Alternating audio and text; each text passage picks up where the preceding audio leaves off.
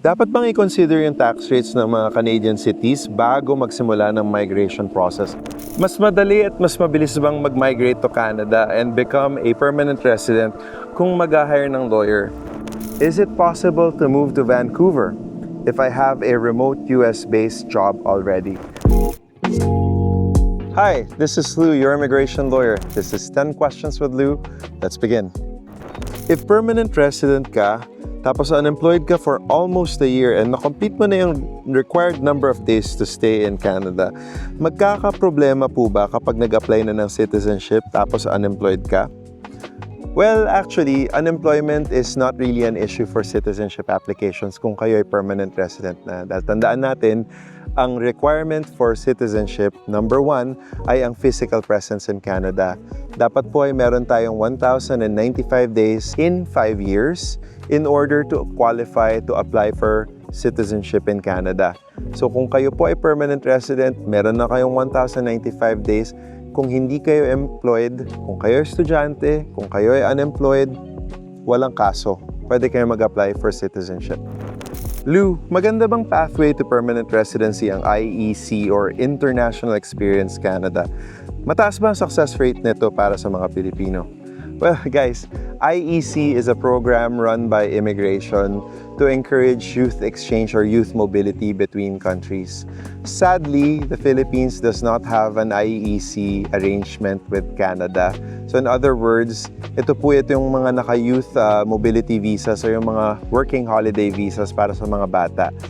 For citizens of countries na may participation sa Canada, sa IEC nga, like Ireland for example or Australia, malaki nga talaga yung avenue na binubuksan ito kung sila ay nagnanais na maging permanent residents in Canada. And the fact is, at this time, wala pa ring IEC participation ang Philippines sa Canada. So, unfortunately, that's a no. Dapat bang i-consider yung tax rates ng mga Canadian cities bago magsimula ng migration process? Or mas mabuti bang i-consider kung saan kami mas makakapasok muna, then worry about moving to another city when we are permanent residents? Well, setting the tax issue aside, yung pinaka-importanting immigration issue dito is mobility rights. So, laging nakakaligtaan ng mga tao na in Canada, as an individual, you are protected by the Canadian Charter of Rights and Freedoms, which means na kasama dyan ang inyong mobility rights.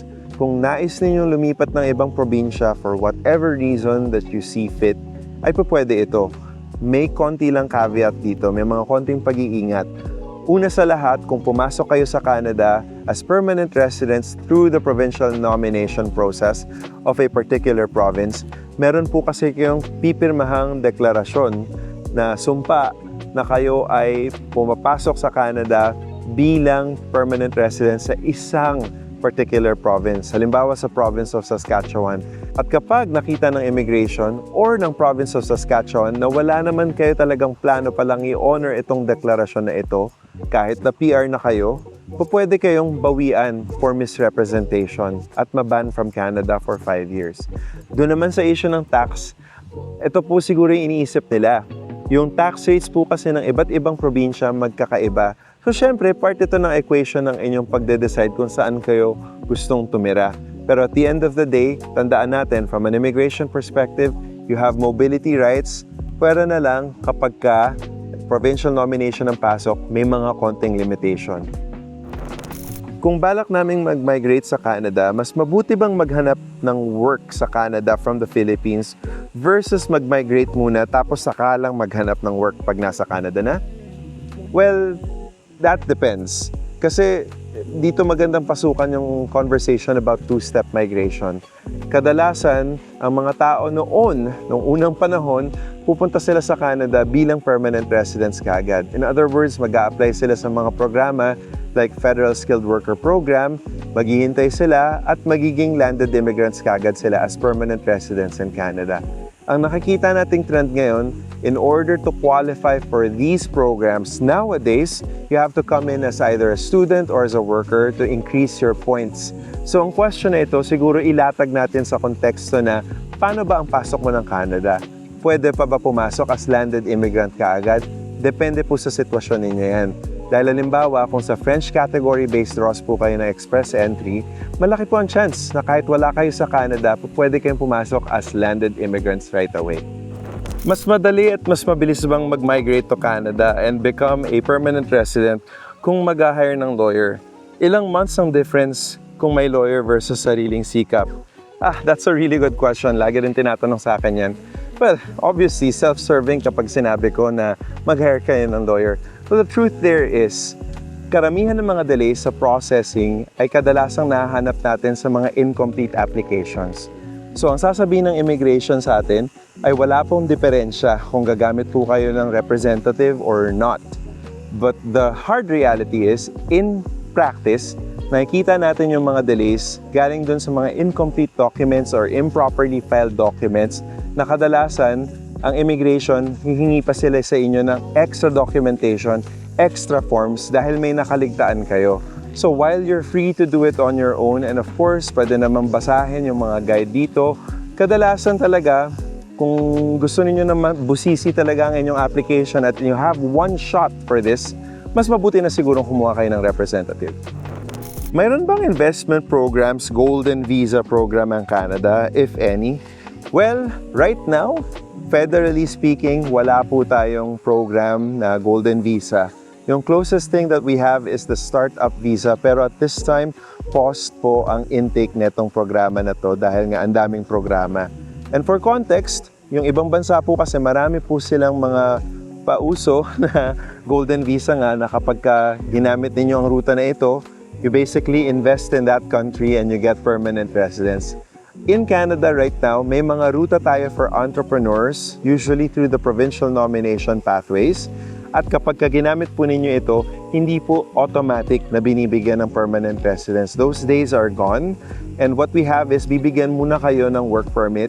Tapos kailangan ninyong i-establish ang inyong business inside Canada. Usually maghihintay kayo ng 1 taon. At once na na-establish na ang business, pwede na kayo mag-apply for nomination for permanent residence.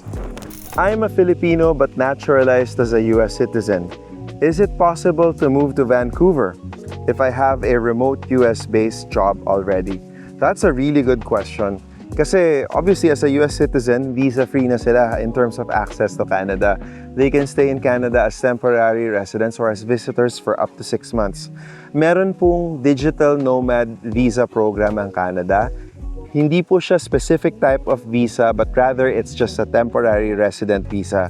For the case of this individual na US citizen na nga with a US passport, ang gagawin lang niya, ipapasok siya ng Canada and magsistay lang siya doon for a maximum of 6 months as a digital nomad.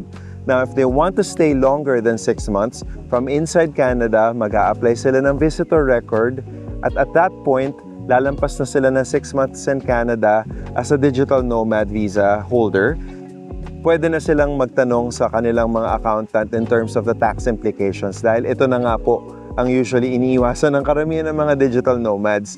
Kaya kadalasan ng mga digital nomads po in true form, palipat-lipat po talaga sila. Pero yung sitwasyon po ng isang US citizen na gustong pumunta sa Canada as a digital nomad, pwedeng-pwede po yan because yung kanilang trabaho, dahil remote po from the US, hindi ito work na nagre-require ng work permit. Ano ang kaibahan ng landing process na online versus face-to-face? Meron bang mas okay? So, ang totoo niyan guys, kung akong tatanungin ninyo, mas gusto ko pa rin yung face-to-face. Medyo OG, medyo traditional ako. Dahil nga masarap kausap yung officer kapag dumadaan kayo sa proseso na to. But if you're applying for permanent residence from inside Canada, halimbawa naka-work permit na kayo at na-approve na ang inyong permanent residence, hindi naman kasi tayo pwedeng pumili whether we do it online or face-to-face. Naka-default na po yan sa online. Ngayon naman po, kung galing kayo sa labas ng Canada, halimbawa, nag-apply kayo as a spousal sponsee, for example, papunta na kayo ng Canada, ang landing po ninyo, literal na landing, pagdating sa airport, ito po ay kaharap ang isang immigration officer, which means it's a CBSA officer. So, face-to-face. Wala rin pong online landing para sa kanila. In other words, wala rin silang choice. So, again, mas prefer ko yung face-to-face dahil yung human interaction, pero at the same time, wala po tayong choice. Makakapagpataas ba ng eligibility score sa akin kung mahilig ako at kabisado ang Canadian culture? Ano ba mga movies, palabas, o mga artistang pwede kong panoorin o sundan para mas mapalalim ang kaalaman ko sa Canadian culture, language, English and French in Canada? Well, actually, I like this question because I'm a very big fan of Alanis Morissette. And of course, hindi natin pwedeng kalimutan si Celine Dion. But to that question, nakakapagpataas ba to ng points? Well, the truth is, it doesn't.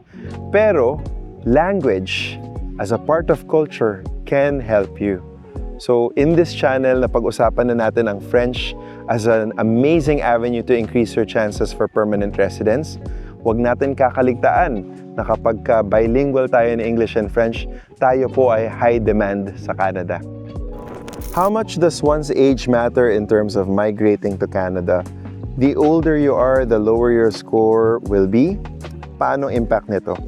Well, in this channel, I'm sure you've seen some of our videos about express entry, for example. Age is a central human capital factor at malaki ang impact nito sa inyong score pagdating sa express entry.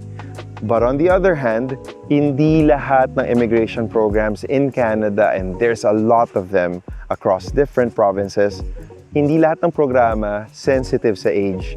So while it has an impact dahil express entry ang pinakamalaking programa out of all the programs, hindi po ito pwedeng kalimutan as a factor. So, nakasampulit tayo guys. That's 10 questions with Lou, and I'm sure marami pa kayong mga questions dyan. Kaya I invite you to put them in the comment section. Yung team ko, kinokolekta namin to para magamit namin for the next episode. If you found this video useful, please like, share, subscribe. Bigay niyo sa mga kaibigan ninyo. Baka mapakinabangan nila. This is Lou, your immigration lawyer, and I will see you in the next one. Take care.